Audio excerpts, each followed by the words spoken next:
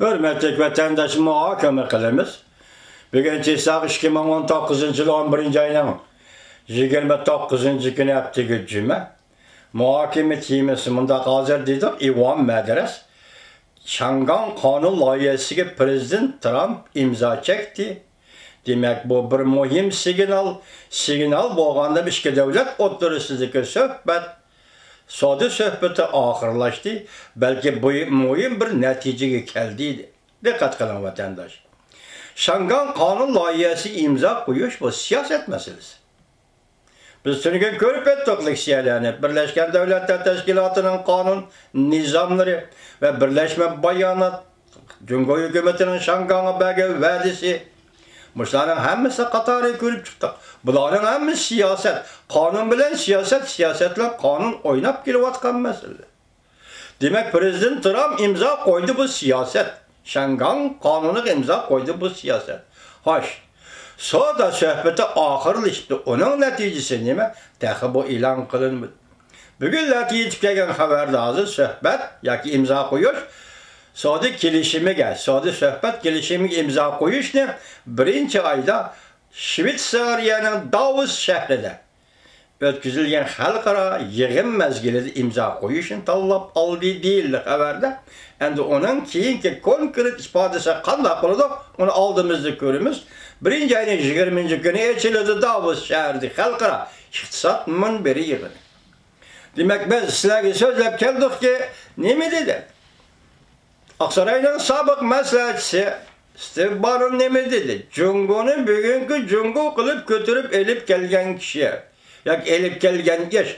Cungo'nu yakınmışına kudretlik orunu götürüp koygan yaş. Davos yığınızın başlandıydı. O çıkayıtkanda Davos yığınıdaki elki menfaatperest halkara iktisat şunasla Cungo'nu bugünkü de küçeygen devlet ekilip koydu dep tanqit kılıp geldi Steve Bannon. Bugün endi şuna qaraganda Şvitsariya münberi iqtisat münberi mühim yığın mı? Yaki bu kandak tallaş, Cungo tallab aldı mı Amerika Qo'shma Shtatları? Bu narsa aniq emas. Biroq hozir kelayotgan xabar shuki, yani ikki davlat o'rtasida sodi kelishim imzo qo'ydi bu Shvitsariya Davos shahrida. Bugün sizlar ko'rib o'tdinglar vatandaşlar, biz tunugun leksiyada so'zildik ham ta'kidladik. Şangan kanunu, Şangan kişilik hukuk kanunu, bu kişilik hukuk dairesinde biri Cungo özü belgilep bergen negizlik kanunda ata kılgan birimen degen iş boyunca. Mesela adilaştırsak umumi sayılam.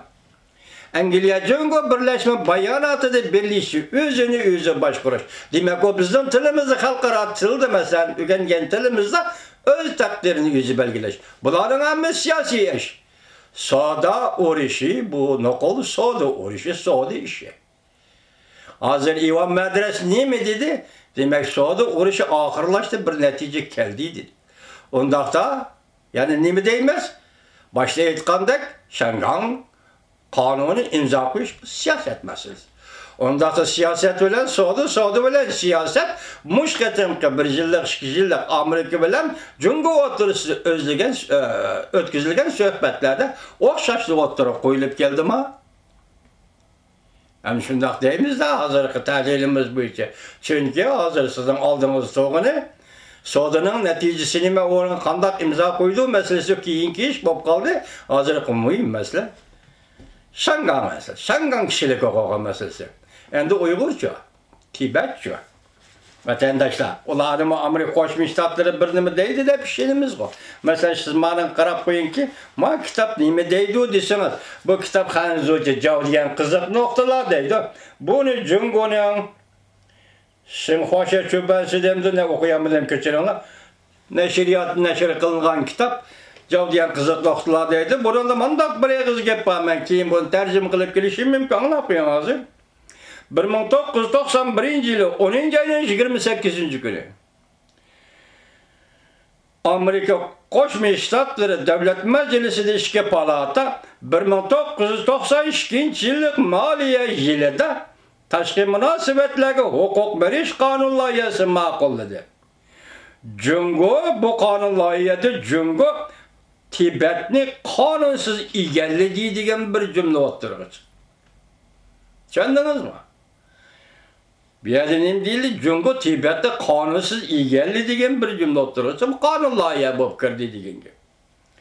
Ondan ikinci, 1992 yıl 7. ayın 28. günü senatörla Kengaş Palatası cinsi olmuş. Biz Amerika'ya gelgende katta adam edi, bu adam keyin kaza kılıp gitti. Katta adam edi, şu adam şu vakta senatör oturup koyganda ne mi dedi? Cungo Tibet'ni igelledi. Yani tecavüz kılıp igelledi. Ne mi deydi? Cungo Cellin Şizanvinti. Yani Cungo'nun Tibet'ni igelleş meselesi. Mana şunda kanunlar Tibet doğrusunu makullan. Şangal doğrusu tüngün makullan. Mavu 91 yıl 92 yıl maliye yığın Tibet doğrusu şunda makullan. Kiyinkilerini koyup duraydı Tibet'ten en asası ne mi deydi? Cungo kanunsuz igelledi Tibet'ni. Anladın ne mi deydi? Cungo'nun Şizan Tibet meselesi Cungo'nun Tibet'ni kanunsuz igelleş meselesi. Katta gepler bu efendiler ya da bardı vakıtka ne kadar toktap kaldım. Muşunda kanun Tibet doğrusu da. Yani Uygur doğrusu da 9. ayının 11. günü sizlerge sözlülük vatandaş Amerika Koşmuş Ştatlarının Avam Palatası'daki Kengaş Palatası Taşkent Münasebetler Komiteti makullagan Uygur'un kanununun ismi nime? Uygur. Kişilik hukuk, siyaset kanunları. Lekin mezmunu dini itikat meselesi, örf adet meselesi ve turmuş şekli meselesi, demek kişilik hukuk meselesi manda yitip geldi.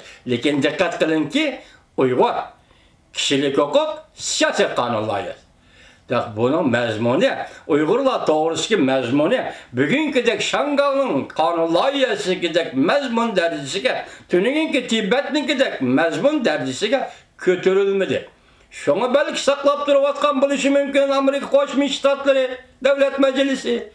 Ya ki bugün artık Uygurlar doğrusu da makulluşu mümkün. İsiniz de olsun Uygur kişilik hukuk siyaset kanunları. Bu küllerin başında kilovatı da hürmetlik vatandaşım. Yani devamlı sizinle uçuruşumuz. Bugün ben kitaplarını okuyordunuz, sürgün bana gösterdim bu kitap. Siçiven neşir kılınan nimedeydi, halkara kişilik hukuk. Kanunları nizamnaması mecmuası. Tünü günü onu köydük. Ona ne mi dedi? Siyaset Allah. Biz şundak dedik. Çünkü öz takdirini özü belgeleş. Bu siyaset Allah. Kandak da Allah. Üzerinin ihtiyar. Tamam senin ihtiyardı. Şunu bunu Cungo birdiğin yani birisi birdiğin işemez. Halkara cemiyet Amerika başçılığı demokratik cemiyet muşunda karar kılgan iken demek bu özlüğüden kildiğin Uygurlar behrimen bulduğun, Tibetler behrimen bulduğun, Şangal halkı behrimen bulduğun kanun. Bunu Amerika'da tünün Şangal doğrusu makuldu prezident imza koydu. Yani Uygur'a kelgende bana muşunda. Reis Xi Jinping sen şunun münasebetli kal, şundak deymen kendine tayyarlık kılısız da hem çak emez. Şinjan'dan avval Bingtüven'le çekindirirsiniz Reis Xi Jinping. Siz ötken sözümüzü Bingtüven'le ahali köşerolar deyip siz çekindirirsiniz.